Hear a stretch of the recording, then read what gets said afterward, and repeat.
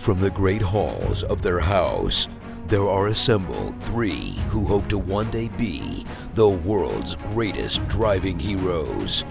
Created from the cosmic legends of the universe comes our team captain, the Vision, Bill Fisher. Their soon-to-be Wonder Woman, Vicki Fisher. Our Captain Marvel and head flight trainee, Jennifer Skripchuk. And our Batman, the master of tools, gadgets, and all things mechanical, our mild-mannered soon-to-be billionaire, Alan Danvers. Their mission, to fight injustice, share what is right and wrong, to get you out of your house and come out racing with them, and serve all mankind. They are the Garage Heroes in Training Team. Welcome to the Garage Heroes in Training Podcast. I'm going to be one of the hosts for this episode. My name is Bill. Who else is hosting? I'm Vicki. You are. Miss Vicki, you've got one you've been looking forward to for quite a bit. I do. We have a guest. He just seems like so much fun. Yes. We first met him at Pit Race, finally in person. We've talked to him a little bit, like emails and stuff. And then we got the double dose. We got to see him at NJMP. He is Lemon's judge. He is fan of brown cars. And I think he's rising up the rankings for one of Vicki's favorite judges, Sajeev Mehta. Welcome to the podcast, sir. Thank you. Thank you both for having me. This is I love interacting with Lemons racers, and podcasts are just another fun way to do it. And this, and we don't have to do it in terrible weather or smelling like exhaust or tired. Yeah. So good stuff. Indeed, sir. So, not the best at introductions, despite having done a couple of hundred of them by now, because nobody else will do them on my side, but whatever. Care to introduce yourself a bit better? Things you do, family life, personal life, professional life, racing life, judging life, brown car life, whatever. Yeah. So I currently am a full-time writer for Haggerty, the insurance company folks that also have a media website presence type thing. That's awesome. I write full-time for their website, which is just like a dream come true, because for about, 14, 15 years before that, all I did was write as a side hustle on the weekends for another website called The Truth About Cars. And what I paid the bills with was doing digital marketing or IT technology project management type of stuff as a full-time job, which were nowhere near as fun as writing about cars and just being a car dork and getting paid to be a car dork. So yeah, that's about it. That's about as far as my career. I am one of two children from two very cool parents. My older brother has gotten me into cars, and he is one of the main reasons why I get to do so many cool things, because he just kind of diversifies what I do. And we've just kind of fed off each other with our energies. It's a lot of fun. We complement each other in those regards. And that's really about it. All I do is have fun and do stuff with cars, because no kids, no wife, nothing else. So you got into racing, or cars in general, car geekiness, early on with your brother? Yes. Oh, so what do you mean that your brother feeds off of you and he got you into this? Does he do stuff still? Yeah, he still does, but he'll do different things. Like he's done some race series. He's been doing some real racing, as we like to say. He has not done a Lemons race yet. At some point, I'll find a team for him that would work with his personality and his need to race a lot. But when I was about 9 years old, we were shopping for cars, and something snapped to me, and I was like, oh, I really like these. I want to learn more. And he definitely guided me and showed me all the things I need to do to understand why cars are cooler than watching TV, or playing a video game or reading a comic book. And he kind of kept me going that way. And as he had more interest in other things and I had interest in other things, we would just keep each other, touch base and say, "Oh yeah, what's that new giant 911 GT whatever like?" And he'll tell me, and he'd be like, "Oh well, I'm teaching you about GTs," and I was like, "Well, let me tell you about some PT Cruiser stuff I found out." We just kind of, I keep him weird and he keeps me normal. I think is probably a good way. So, who jumped into racing first, him or you? We kind of did track days at the same time, and then I jumped into Lemons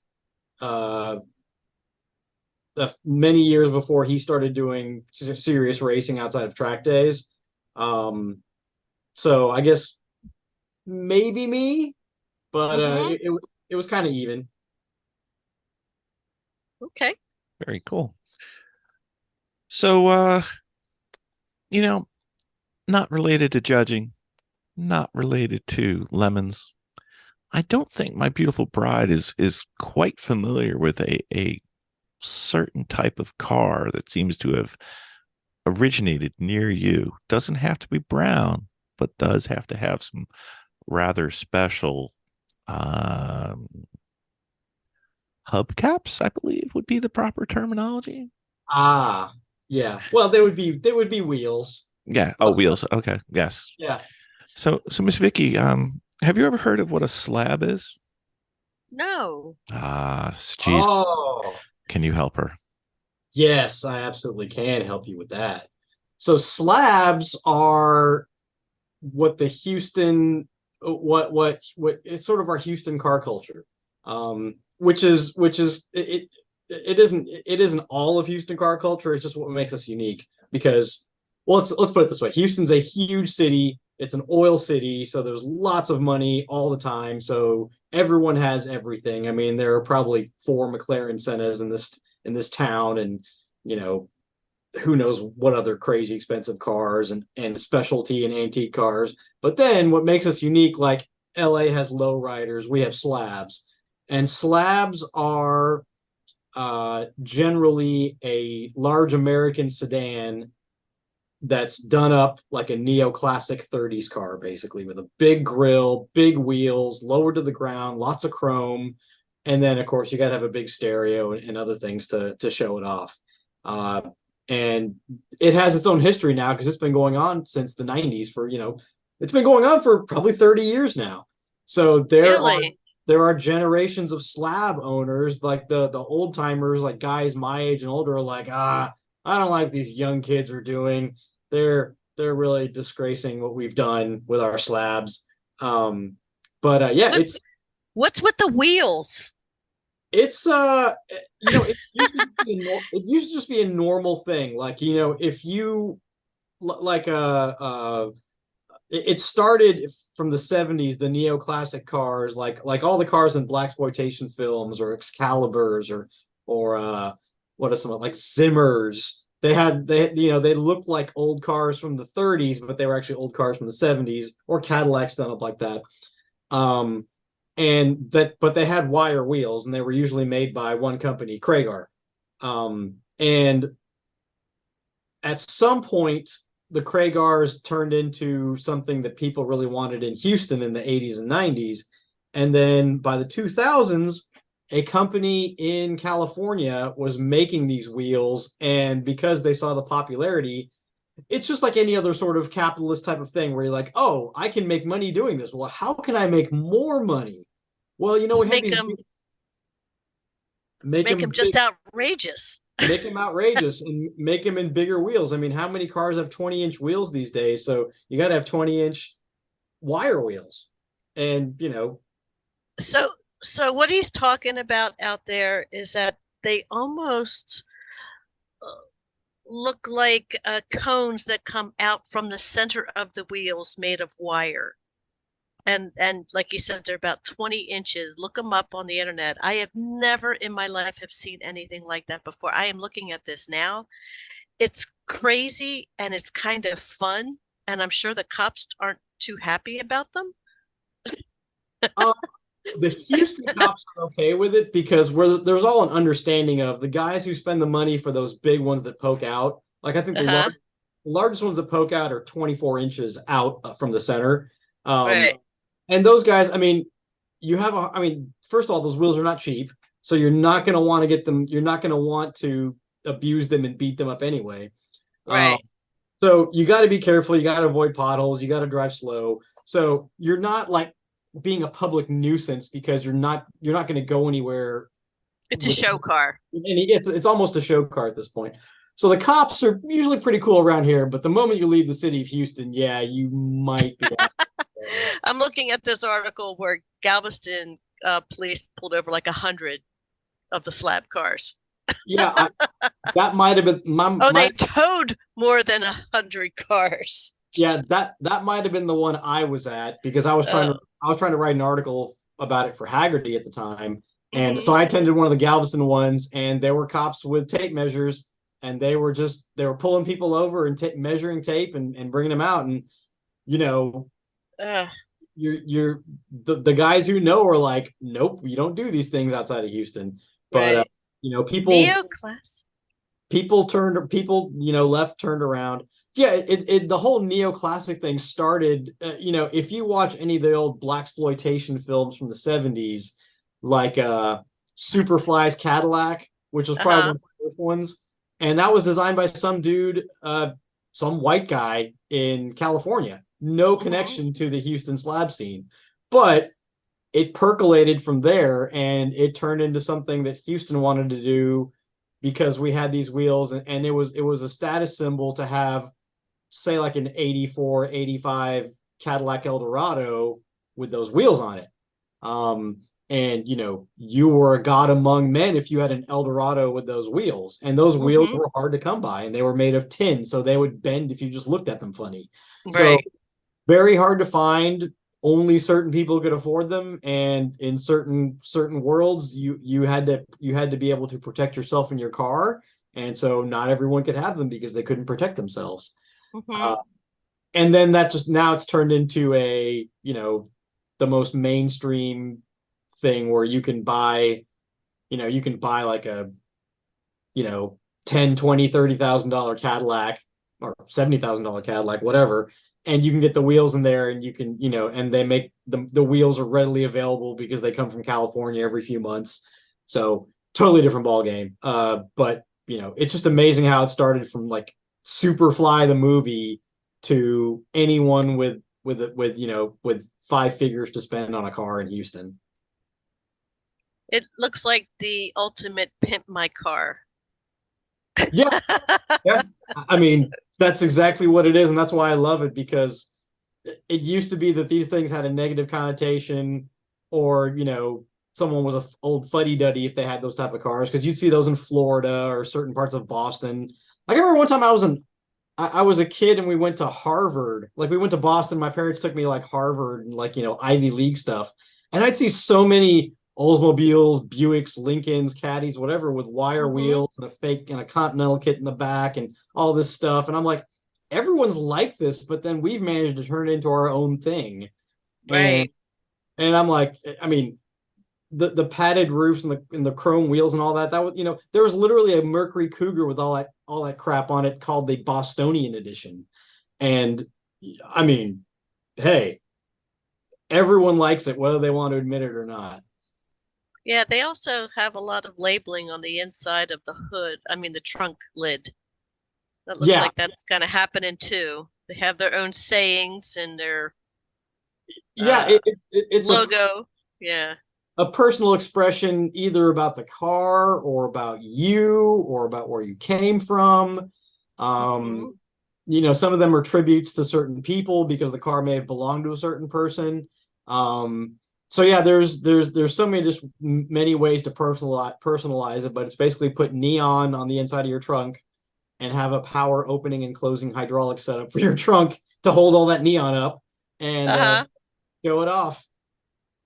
That's pretty crazy. That I've never seen that before. That is freaking awesome. So that was very enjoyable. so Sajeev, you were about to witness my confirmation that Vicki cannot multitask because she will watch videos and play on her phone and tell me how she's watching them. Sajeev, has this ever been on any of the Lemons wrap-up videos? The slabs? Yes. Oh yeah. Oh, okay. I had no idea what they were. Okay. All right. I Actually, had the- no concept. The first slab was somewhere Midwest race. The Mhm. guys, there was one team with a Cordoba. I forgot the Mhm. name of the team, and they made a slab, and that was just insulting to me. Or I was happy, but I was also insulted that, none of my friends slash, teams in Houston would make a slab. But some guys in Ohio had a Cordoba and they made a slab. And I'm like, well, at least someone's doing it. But then it kind of went on from there, and we've done a fair bit. We actually the Houston Lemons race used to be slab themed. Yokohama changed that because money talks, and I'm okay with that because money is good, and I like to see lemons succeed. But I'm also kind of sad that Yokohama kind of ruined my slab themed lemons race. But okay, that's fine. Indeed. I believe I'm guessing it was you, but I believe one of the judges made that as a penalty. You had to slab up your car. Oh yeah. So I had two sets of wire wheel covers, and I would tell the team to get zip tie the wire wheels to their wheels, and do the trunk thing that the lighted trunk thing that you saw, Vicki, and then I would make them drive the way the slabs drive in Houston, which is waving, kind of in a sine curve, and Right. so, and we get some roll of that. They'd pop the trunk, and the trunk would have to say something about their penalty. The same thing you saw the things in neons, like Right. it was something like one of the teams was like, I spun something like spinning and winning or something, and it was just great. I mean, they totally nailed it. Another team. Now I'm gonna have to go back and watch this episode again because I didn't make the connection of how regional this was. Yeah, check out some of the Houston. It's MSR Houston. Check out some of those in the past. Actually, probably in the past 3 or 4 years. Yep. Actually, the last one most recently probably had some stuff on it too. So yeah, I enjoy it, and I was like, you know what? I'm just gonna lean into this and make it happen. So it's fun, and I think that's the beauty of Lemons is that we all get to contribute a little bit in our own way, and there's no judgment, there's no rules or procedure when it comes to how you want to represent cars. You just have to pass safety. I mean, you pass tech, good. That's kind of the pass tech, and your check has to clear. Other than that, you can do whatever you want. And don't drive like a butthead. Well, if you drive like a butthead, I mean, that's not necessarily that's We can not fix that, stop right? from getting in. That's just something that the judges will fix eventually. So there is that. It's just a matter of time. Yeah. Exactly. If you want to pay a lot of money to enter a race and be parked on the side, feel free to continue. Yeah. And I mean, I've been doing that I started informally as a Lemons judge, I think in 2010 or 2011. And at some point it got serious enough that I was actually considered a judge by, everyone in Houston and everywhere else. Yeah, I mean, it used to be we'd penalize really, really hard and have to stop people and do all this. But now we can usually, for most people, we can just scare them and say, hey, do you really want to park here? Do you really want me to jack up your car and take the wheels off? Not that I'm going to do it, I'll make you do it. And you have to watch your car sitting up on jack stands for an hour or 2 hours or 3 hours or whatever it may be. And most people are like, no, okay, I think I see what you're trying to say, and I will work on that. Yes. I believe that would be a much better plan. It's the only place I know of that has more expensive parking than New York City. Yeah, considering how much you're there, how much you spend, the number of minutes parked like that is not a good value prop. I mean, even in NJMP, which people are like, oh, those guys get really aggressive. It's New Jersey. I'm like, could it really be that aggressive as Texas in the 2010s? And it's not. because Texas was a wild, wild west back then. We had a lot of cars and not a whole lot of rules. But now, it, it's easy. I mean, lots of cars, but everyone knows that after like 3 flags, you're pretty much done for the day. So you just you don't even want to go there. So yeah. Well, while we're on that subject, I just want to remind you that wasn't our team driving that day.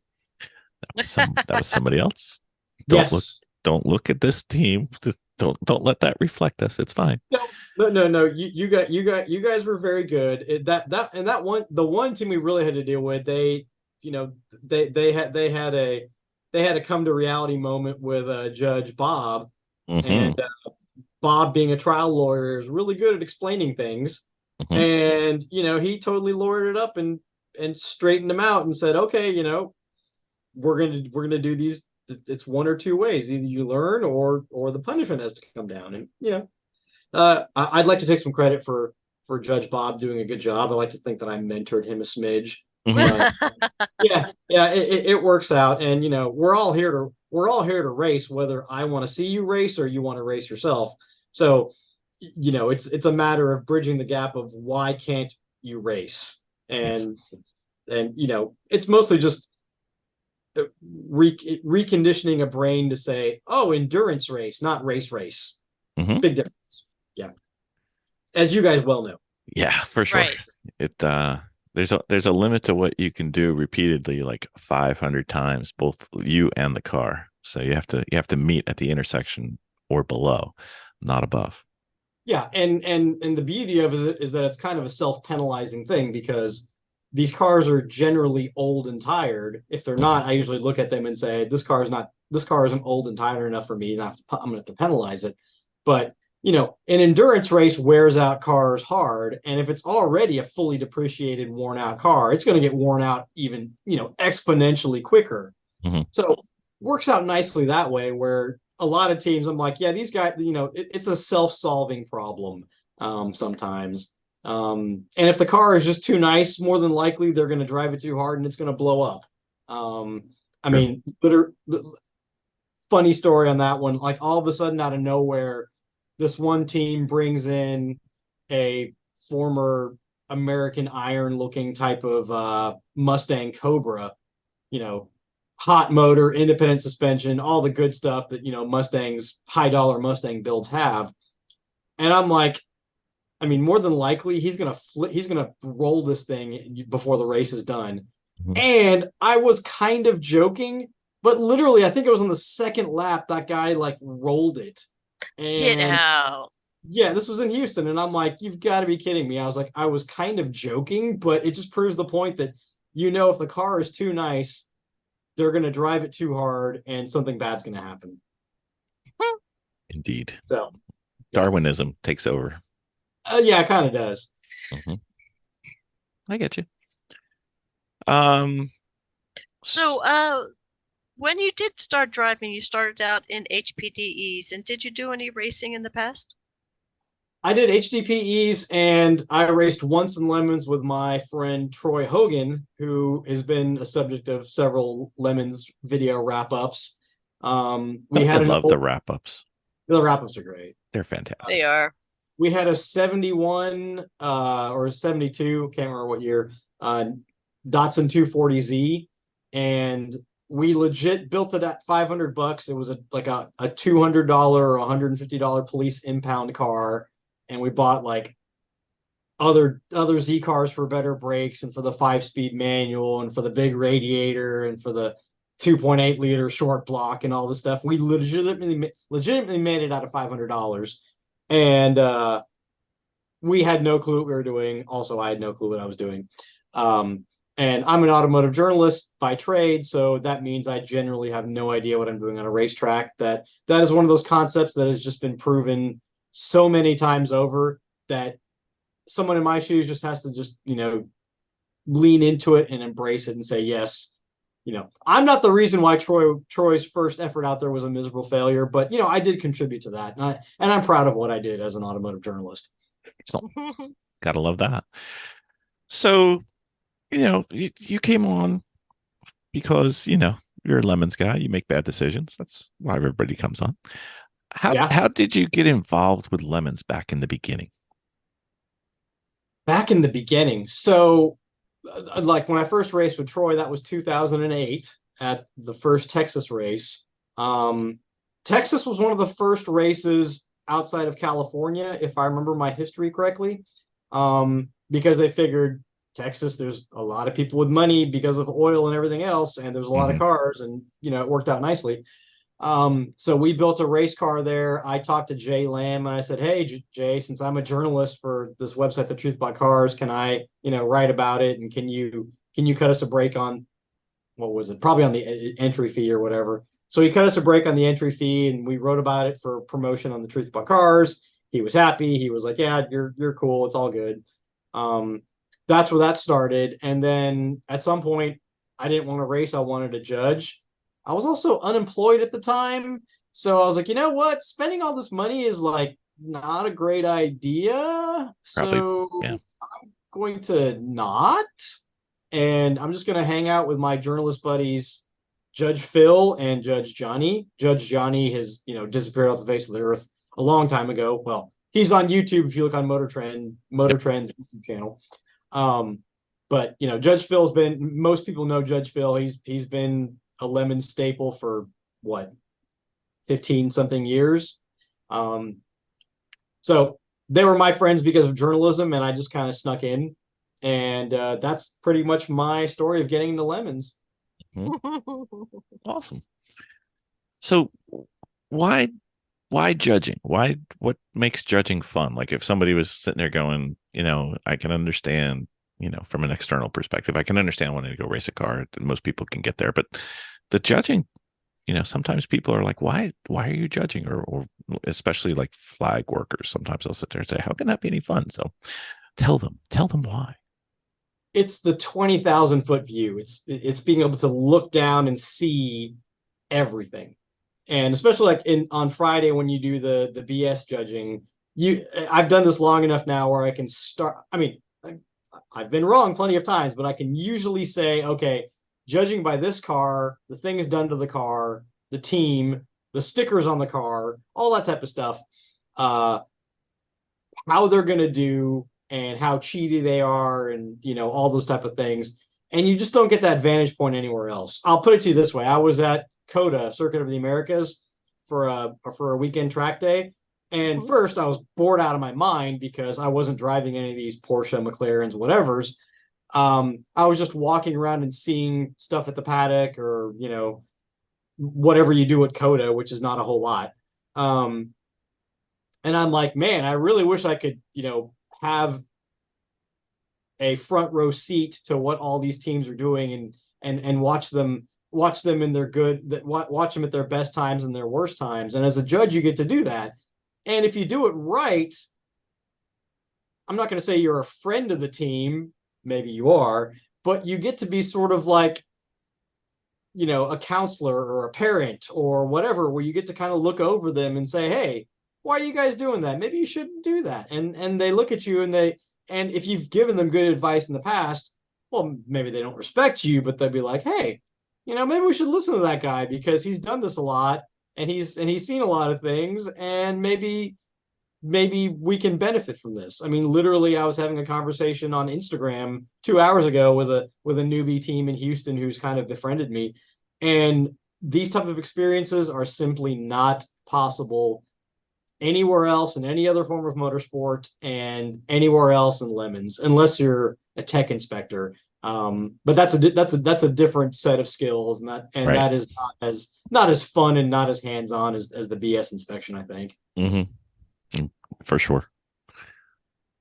So now that you're in judging, and of course you said you were doing HPDEs, and you did race a little, or what, 1 season, 2 seasons, once in lemons. Once, yeah, I think it was right. one. To be honest, it was once, yeah. One and done. And then, so you're pretty much behind the seat, behind the wheel, not behind the seat, but behind the wheel. You're pretty much not the jam that you want it to be, but everything else around it is basically how you're feeling about the racing. I mean, Yeah. would you be interested in getting back into a car? I've thought about it many times, and it would be fun if it was a low stress situation, just because, as we get older, our bodies tend to not want to do things that we used to do. Right. How that worked out. Hate that. Carroll Shelby stopped racing because he had a heart condition. Enzo Ferrari stopped racing because he had a son, and he decided that he wanted to live to see his son. I'm sorry, live to see his son grow up, stuff like that. And I probably could be with a competitive team with a bunch of guys who really want to do it, but I would be slowing them down, and I don't want to be that type of guy. I enjoy going fast on track days, but at a Lemons race, I'd just motor around and have some fun, and hopefully be a mid-pack type of participant. Yeah. You should find a team that aims to finish somewhere around 50%. That would be good. I think you should find that team. There's got to be somebody. Yeah. See what we can come up with. I wonder. Yeah. I mean, the problem is, especially now that I work for Haggerty, everything is fun and everything turns into a job because, like, I'll tell my team, I'm on a Zoom call with my team, like we're having a Zoom call here, and I'll be like, oh yeah, I'm going to take some days off so I can go work on such and such cars and do a couple things. And my boss will be like, hey, do you think you can make an article out of that? And I'm like, sure. And I'm like, wait a second. This isn't vacation anymore. And I'm like, oh yeah. This was supposed to be fun. But this is me not complaining, because the lines have totally blurred at this point. That is kind of cool, though. It's super cool. It's also weird. I'm like, when am I going to take a real vacation? And I'm like, I guess if there's a vacation where I hop on a plane and I go somewhere where there are like no cars I can drive, like, I don't know, Bermuda, where I don't even know if you can rent a car and all the cars are tiny and there's no space. Just mopeds. Yeah, mopeds, or like I was in Hong Kong a long time ago. You don't want to drive in Hong Kong. Nope. Went to Macau. I rented a mini moke. That was fun, but you really didn't want to drive in places like that. Nope. That's what mass transit is for. And urban exploration is one of my hobbies, and maybe I'll do more vacations like that. But then again, a vacation just being chilling out and having fun with a like-minded team for a race car, I'd be down for that. That's not so bad. So you're located down near Houston, but you seem to have expanded your repertoire of races that you've been judging at. I don't know if that is a long term or more recently, but where are you typically found judging, and where have you judged so far? I'm typically found in Houston and New Orleans, because New Orleans is a 5-6 something hour drive from Houston. And or a little faster if you have a Valentine 1 radar detector.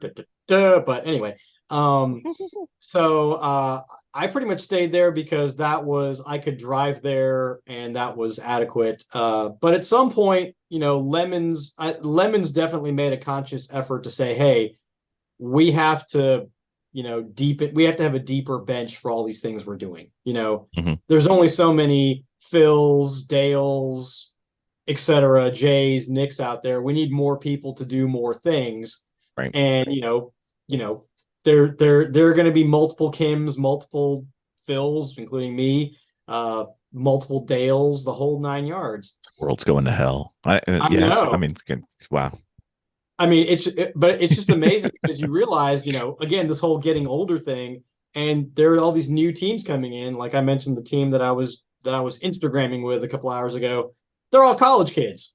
And I mean, they have a totally different outlook on this stuff because they're not jaded by what happened in 2008 or 2006 at Altamont. Right.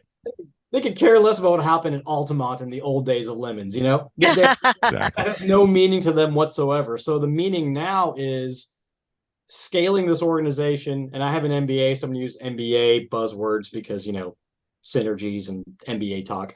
You have to scale this organization. You have to get more people there who are going to provide the same quality of service to the growing number of people who are racing in Lemons. And it's a beautiful thing. And so I've basically told Eric, I'm like, I kind of want to go everywhere. And so this year it was Houston and New Orleans and the East Coast. next year, maybe the Midwest or maybe California, or who knows? Yeah. Awesome. So what happens? What happened in Lemon's Ultima? Oh, those The early days. good old early days, air quotes. Those days were, I mean, there was, I think at one time there was actually a figure eight race, and if you've seen figure eight race before, yeah. So there was a lot more things going on, and I think Lemons has matured because at some point you have to start caring about people's safety because you just don't want people hurt or dying or lawsuits and all these other terrible things that can happen. And it becomes a bigger thing than just, Jay Lamb creating something for his friends and some friends of his friends to build some cars and go out there and do something dumb for 24 hours. It just got bigger and bigger. And now, like, I think we're at this critical mass where you just have to have more people trained to do the same thing just to make sure that everyone from California to New Jersey kind of gets the same experience. And, we want everyone to be happy. And that is a totally different thing than it was in 06 or whatever at Altamont. It was just, hey, let's make some cars and put cages in them and then crash into each other for 24 hours. Totally different way to do things. And that was one of the reasons why we decided we wanted to have the Judge series was, to try and capture some of the older stories for, if somebody listens to the podcast, which if you're listening, thank you very much. But if not, that's fine. Yeah. You won't hear me anyway. Because, even, our team isn't that old in terms of Lemon's history and, a lot of the stuff like, what was it when they used to sacrifice the cars? I forgot what the name was, but People's Choice or something. Yeah. The People's Choice where they'd crush it. And, right.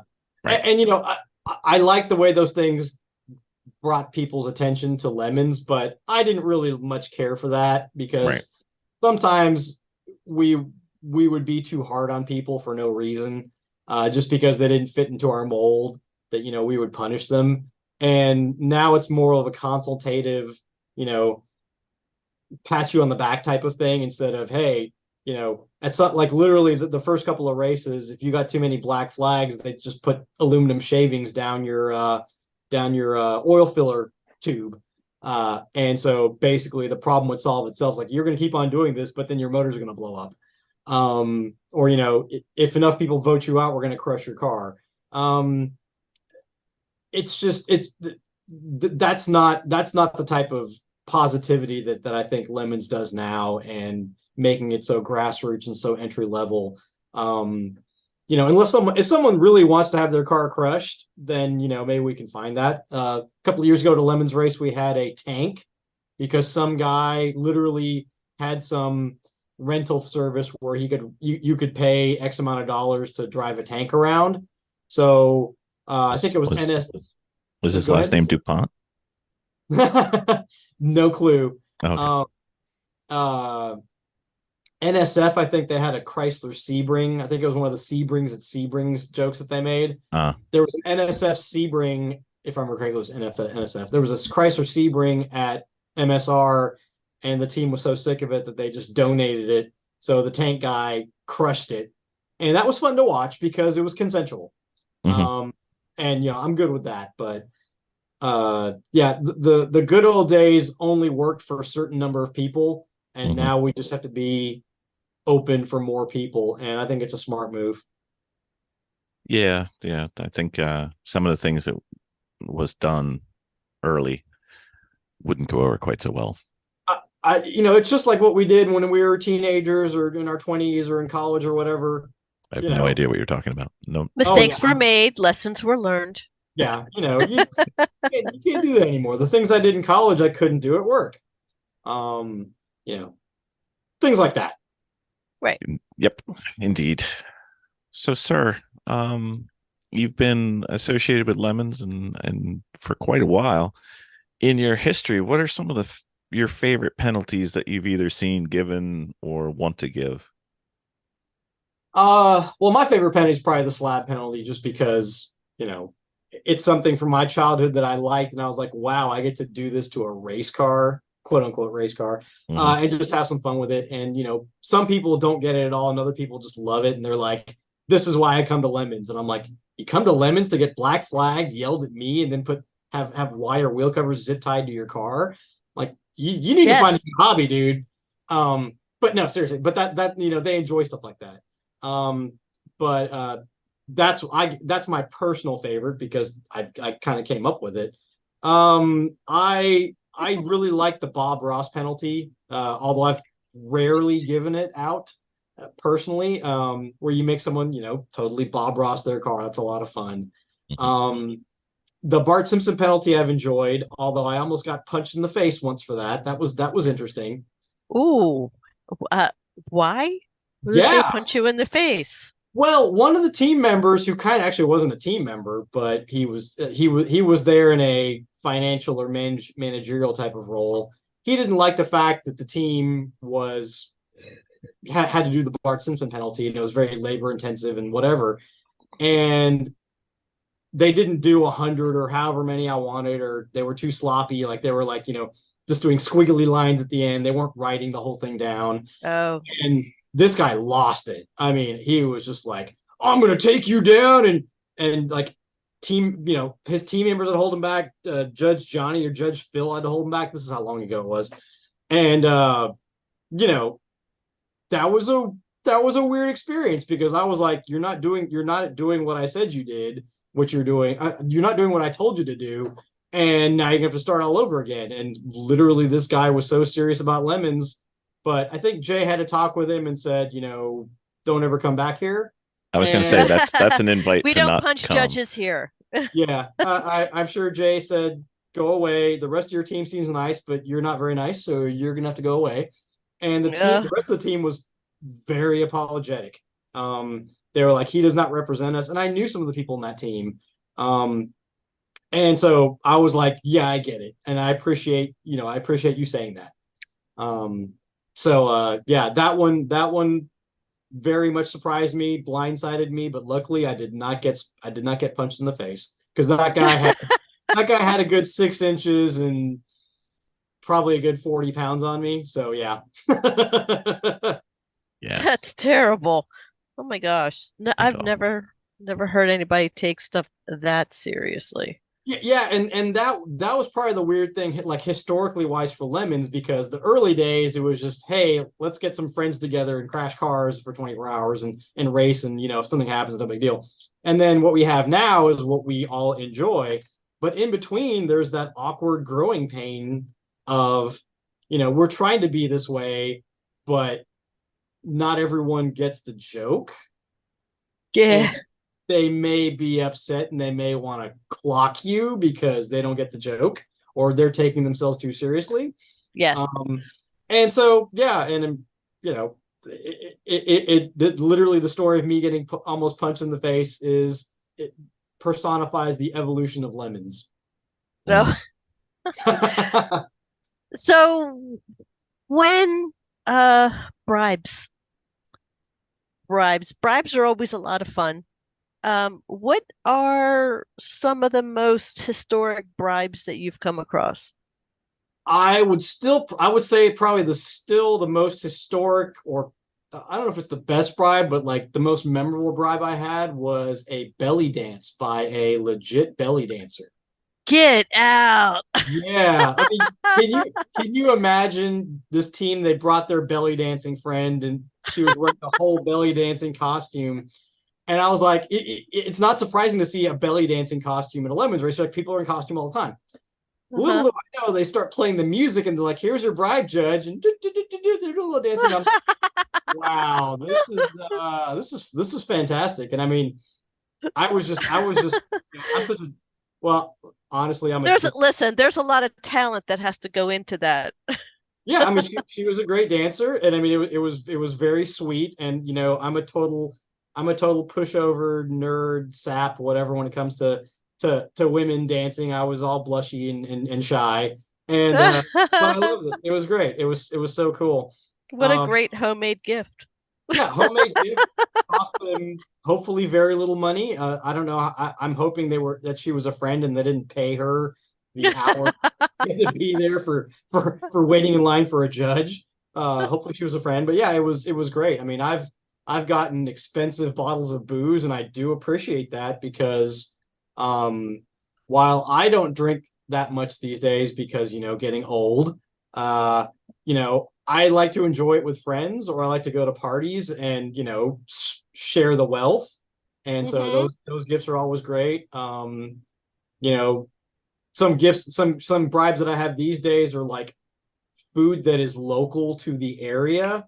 The most obvious but not that great of an example is when we were at a pit race. There was a team from Hershey, and they brought the one you get at the Hershey Museum gift shop. The huge it was a huge Kit Kat and a huge Hershey's chocolate bar. And I was like, you know what? Those look big enough to fit in my carry-on, so I just took them and hid them. And sure enough, they fit right in my carry-on. I'm like, well, I'm gonna have some diabetes for the next month. I went out to carry-on. I would have reached up, grabbed it, pulled out this huge chocolate bar, just sat with it. Yeah, just watch people look at you. It was great because I had friends come over to the house and like they were eating stuff, or we got a beer or whatever, and they're looking into my fridge and they're like, "What is that?" And I'm like, "It's just lemons. I don't know how to explain it to you guys. That's just." But the contrast to that is like at the same race. Oh, I wish I could remember the name of it. One of the teams, they brought chocolate peanut butter cups from a local confectionery, and they were like gourmet Reese's peanut butter cups, and they were Gertrude Hawk. Say it again. Was it Gertrude Hawk? That's not ringing a bell. Okay, because that's usually one of our locals in Pennsylvania. I'm just gonna Google peanut butter cups, Pennsylvania. But you never know what you're going to get when you Google something that vague, though. It could be just. It might have been Boyer. Okay. No, whatever. It was great, and it was just like, this is a nice little pick me up because I'm sitting out here or standing out here, either going deaf from cars racing outside, or choking on the exhaust fumes of cars, for judging or for penalty or whatever. And, hey, I'm going to enjoy some sugar and some chocolate and some peanut butter, and it'll be awesome. Because I try to eat healthy here in Houston when I'm at home, but Lemons Race, I eat anything I want. I remember I went to, what is it? That amazing yet awful sandwich shop chain in Pennsylvania, Permanis, I think. Permanis. Yes. Yeah. Yep. And so someone brought Permanis as a bribe, and I was like, oh, let me try this. And I was like, I couldn't stop eating it. I was like, all these weird flavors and textures in one sandwich. This is terrible. I love it. Give me another one. There's no Permanis in Houston. Bribes like that are awesome. So tips for future bribes: you want to keep it local. Keep it local. Keep it that may be something that we can eat without it blowing out off the table or bugs getting to it and the right temperature. Yeah. Lemons folks usually bring healthy food already. Bringing healthy food is good because that'll just go to our table of other healthy things. But since I don't do lemons that often, you know what? I just go ahead and eat the trash. I don't care. I will admit this on your podcast, but I'm pretty sure at least the last race, but maybe the last two races, I think I've had Chrissy's mom's cookies, and I'm pretty sure I ate most of them. There's nothing wrong with that, as you know by our livery. There is nothing wrong with that. There is nothing wrong with that, and I mean, I'm literally in the judging area, a good 20 feet away from those cookies, and so I'll have one every 20, 30, 60 minutes, but then at some point I'm like, oh, I just need like 4 of these right now, and they're great. And so I'll have to admit that the home baked goods With chocolate, I will tear those up, and I don't know if I can make excuses for that. I just have to be straight up and honest. I don't think you need any excuses, sir. More than fine. More than fine. Captain's log supplemental.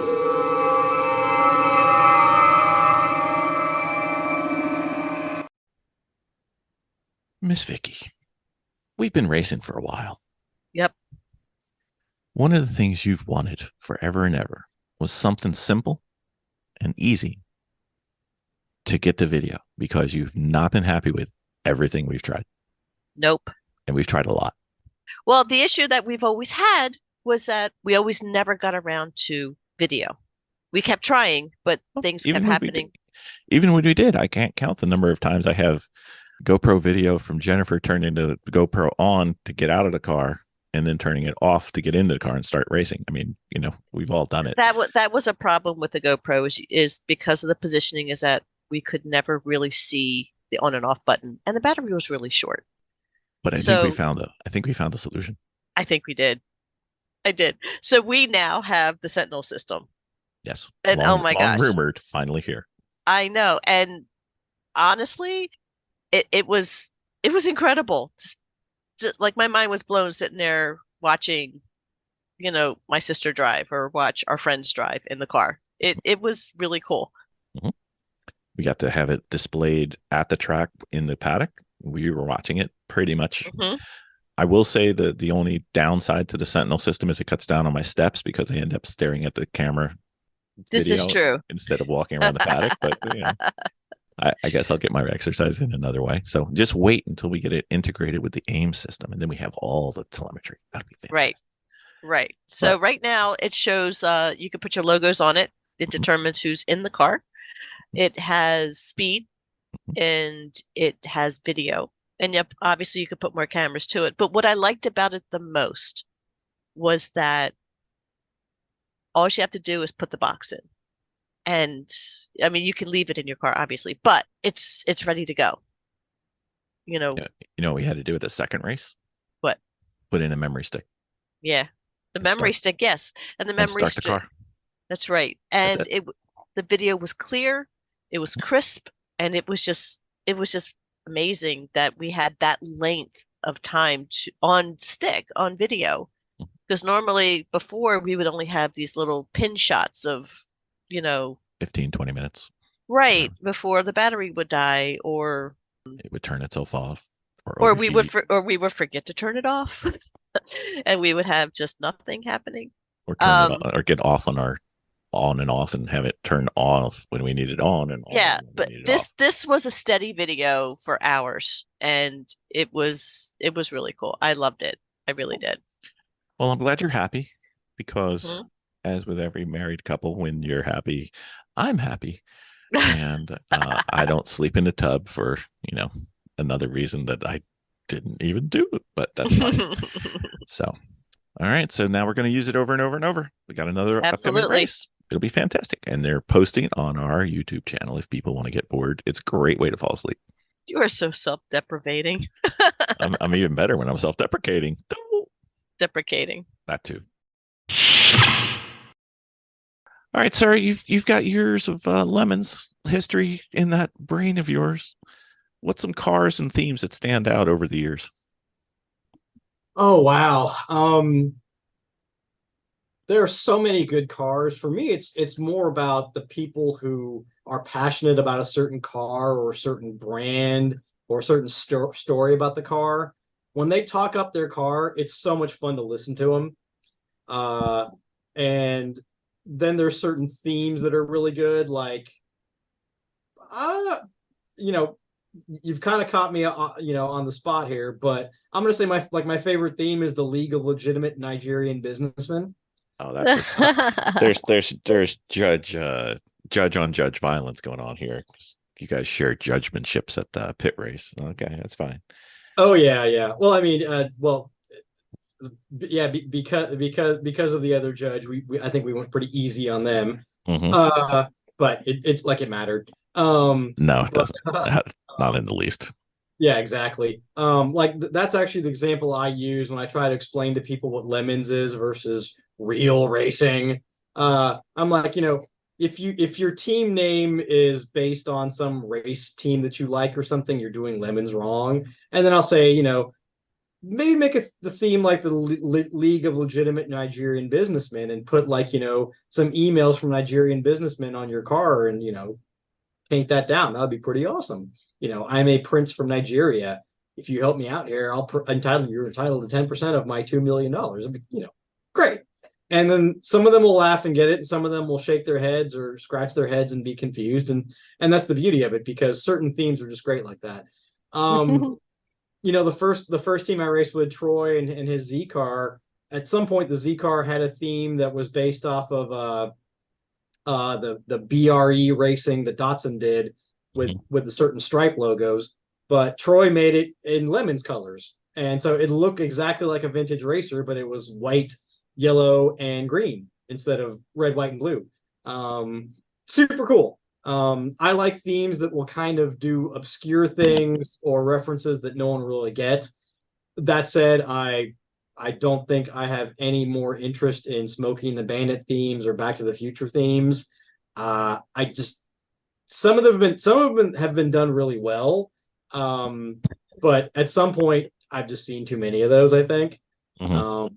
But yeah, if you can come up with a local theme that teaches me something about the area, I like those a lot. I'm trying to think of one that actually at the NOLA race, the last New Orleans race, there was something called a Rougarou, which is sort of like Bigfoot for the Louisiana swamps, or the Loch Ness monster of the Louisiana swamps, some mythical creature. So there was a theme that was a Rougarou theme, and instead of their theme was using the Ferrari logo, but instead of Ferrari it said Rougarou, and instead of the prancing horse it had a Rougarou, which if you Google a Rougarou, you'll see what it looks like. And super cool, super good stuff. I like those type of things. I'm actually since I have the podium, I do want to say I've been trying to get people to do a VW diesel theme. If they can get a diesel VW, they can outfit it to look like the student organization, the engineering. I think it was the Society of Auto Engineers. That specific group at a certain college was the one who figured out the whole Dieselgate scam. Because they're the ones that were students in a college, and they were like, oh, let's see what we can do with these Volkswagen diesels and figure out how they're so clean without urea injection. Like most diesels have urea injection to be cleaner. And so they're like, we got to figure out what's going on. Then when they find out the reality, they're like, oh my God, what have we stumbled into? That would just be an amazing theme for a diesel Volkswagen. I mean, again, just, the school colors and everything. That would just be so great. And, that kind of visceral, you have to tell a story and it unfolds. Those are just great themes. Well, now after everybody listens to this podcast, you literally have a chance to have two of those now. Oh, yeah. And you know what? If it's a diesel Volkswagen and they do that theme pretty well, especially if it's an automatic, I'm going to push hard for C0 for that car. I mean, it wouldn't be that hard of a big deal to get no lap penalties. C -10. Yeah. Not +10, -10. So, thinking back on your entire judging career in Lemons, what is the one situation that stands out the most for you? A story, almost getting punched in the face a is pretty high on happenings. that list. You know what? I'm thinking almost getting punched in the face. That was a pretty good one. The punch in the face one was a really good one. We've had some good ones as far as weather. Like one time at a Dallas race, which we don't race at that track anymore. The last two times of that race we had snow. One time it ended early, and the other time it snowed throughout the entire thing, and we were trying to make the race happen, but it couldn't happen. I mean, literally, it was a comedy of errors. I was shocked that I actually managed to get my little Ford Ranger pickup up and down these hills and west of Dallas, where it actually is kind of hilly. And I managed to get up this huge ramp to get into the park, to get into the racetrack. And I'm like, if it's this bad here, then I was like, people have already camped out here, and they have equipment to push away snow and whatever and all that stuff, and I'm sure there's salt and whatever. And none of that happened. The street sweeper machine with the brushes, that thing quit working, or it wouldn't work, and things just stopped working. And at some point we were like, we can't do this. The ambulance company was like, yeah, I don't think we want to do this. So we had to fold. And that was an interesting one, because we got through judging, and I was telling people, hey, do you have rain tires? And they're like, yeah. I'm like, well, put them on, because that's what you're racing on come tomorrow. And guys who didn't have rain tires, I was like, looking at their car, and I'm like, more than likely Walmart will have those. Why don't you just go to Walmart and see if you can get some rain tires? Because they will come in handy in the future, I guarantee it. And so we were prepping for everything, and I was on the verge of like flipping all the Class A cars into Class C cars, because in snow and ice, the Class A cars are kind of the Class C cars. Except for that one guy with the Mitsubishi Eclipse all-wheel drive turbo, that would still be a Class A car. But all the guys with slow, no power cars, those would be the ones that would do way better. But yeah, it was not meant to be, because Mother Nature said no. And that was an interesting story. And then driving back home was not a lot of fun, because literally it didn't stop snowing until I was halfway home to Houston, at a town appropriately called Centerville, Texas, the center between Houston and Dallas. And I had not seen that much snow that far south ever. So yeah, that was an amazing lemon story for me. Sounds awesome. All right. So local region in your area, what's the best race to attend and why? Ooh. I still think the one I'd recommend the most people is NOLA, New Orleans, because I don't think there's usually not that many cars there. So if you do want to actually get an overall win and you have a fast car, you're more than likely to be competitive there than other places. Now that's just aggregate data that I've unscientifically put through my brain computer. But compared to like the Houston race, where there's so many more cars, yeah, New Orleans is better in that regard, and there are less cars, and that track is pretty fast, and fast is fun. But the main reason I say New Orleans is because it's literally like 25 minutes away from the French Quarter. So you can like have adult fun on the racetrack, and then go have adult fun in the French Quarter, and have great food and listen to jazz. And man, I mean, you just get everything in one place. It's all these fun things for adults. And granted, I haven't been to every Lemons race yet, but that one is so much fun because it's a destination unto itself. So I'm all about NOLA. Awesome. We haven't been there yet. So, what do you think is probably one of the biggest misunderstood things about lemons? Probably the most misunderstood thing is that you can just get any car and put a cage in it and race it. Because I'm just amazed at how many people are like, oh, I'll like, new racers, people younger than me will like find something on Facebook Marketplace, and I'll be like, no, that's a truck. It's too heavy. It'll like hurt people. Or, that Miata is actually a go-kart because they cut out all the crash structure. No. Literally, actually, at a NOLA race, there was a Miata that came in with no rear crash structure. I guess it was rear-ended, so someone cut it up and turned it into a go-kart, and then someone thought they could turn it into a Lemons car, and we're like, sorry, guys, you should have told us, because, it's in the book. Read the rule. I think recently turned into 2 PDFs. Download those 2 PDFs, read them, and you'll have everything you need to know. So there's a lot of misconceptions there as far as the rules. They think it's just a party or just a demolition derby. And on the flip side, the people who really want to race and have all the experience, they're like, oh yeah, I want to get Lemons as part of my crown. I want that jewel on my crown that I've also done this. And they're not understanding that, one, it's an endurance race for a really long time, and two, you're with people who aren't necessarily as experienced, wealthy, talented, etc. as you.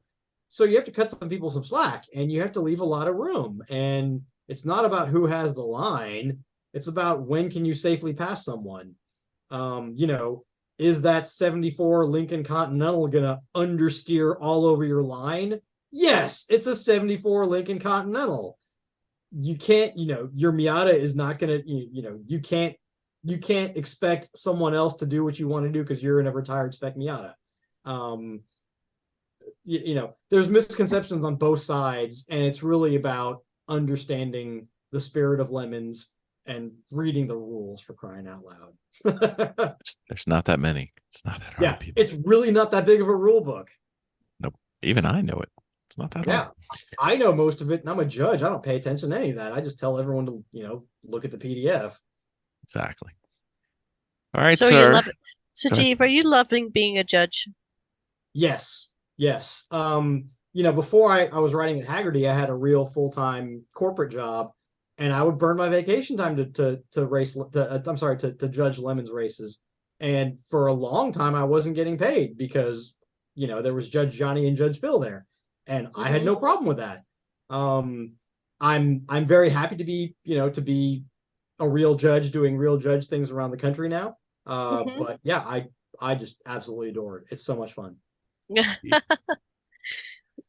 All right, sir. Well, we'd like to be nice to your schedule and your life, so we're only going to hit you with 6 more questions. Perfect. From our Fast and Furious Storytime questions. Yes. Okay, we do the Fast and Furious Storytime questions. They're just off the cuff, answers on your side. Okay. So we'll just start off just to get to know you better. So my favorite question is, what was your first car and what was the worst car you ever had? First car was a 65 Ford Galaxy hardtop. Wow. Black, very cool car. I'm a nerdy Indian guy, no matter how I try to be now. When I was a kid, I was a very dorky, quiet, reserved kid. But then I showed up in this car that was, a 60s car, was very cool in the 90s, and it had chrome wheels, and it was impressive looking. And that car worked out really good for me.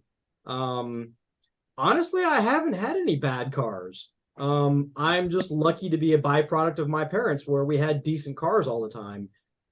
If anything, the Galaxy was probably the worst car because it didn't have air conditioning and it didn't have power brakes. And not having power brakes was scary in this town of high speed. And work. Summertime, not having AC, not really good, but that car was nice and it was comfy. And, people were like, oh my God, you're cooler than I thought you were. So, even even though it was a bad car, it was actually a great car. So yeah, that's awesome. My answer to both is Galaxy. All right, very well. So Jennifer wasn't able to attend, but we only have 3 each, so I have to get hers in, because I have to take care of my sister-in-law. Favorite car movie or car from a movie of all time? TV counts. Let's see. I still might have to go with Ronin, just because of the production values and the choice in cars. That was probably the best, but I'd go with Ronin on that. All right, very good. Miss Vicki? So what is one thing that nobody knows about you that would surprise them? That nobody knows about me. Or how about the majority? Any hidden hobbies, any hidden talents? I'm more of an open book on social media these days, so I think people are starting to notice these things. But people assume that I only like brown cars or Fords from the 70s through the 90s. But you have cultivated that, so I have totally cultivated that, and I'm proud of what I've done. I have no shame in that. And that is my favorite thing. Those are my favorite things in the world.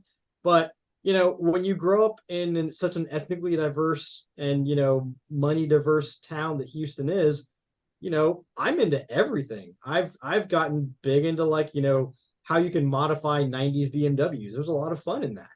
I meet different people who've taught me these things, and I really dig into it. I enjoy it. I like resto modding a Porsche 928. The cubic amounts of money into that is terrifying, but yeah. We don't Yeah. look at the checkbook. We don't Yeah, look at the checkbook.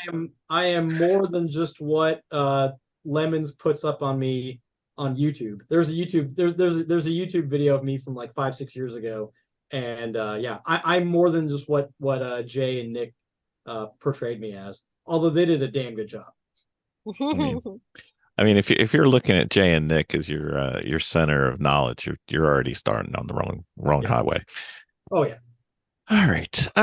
I'm kind of fascinated with one of our newer questions, and it doesn't make Vicki mad at me, so I'm going to go for it. What is the coolest car ever?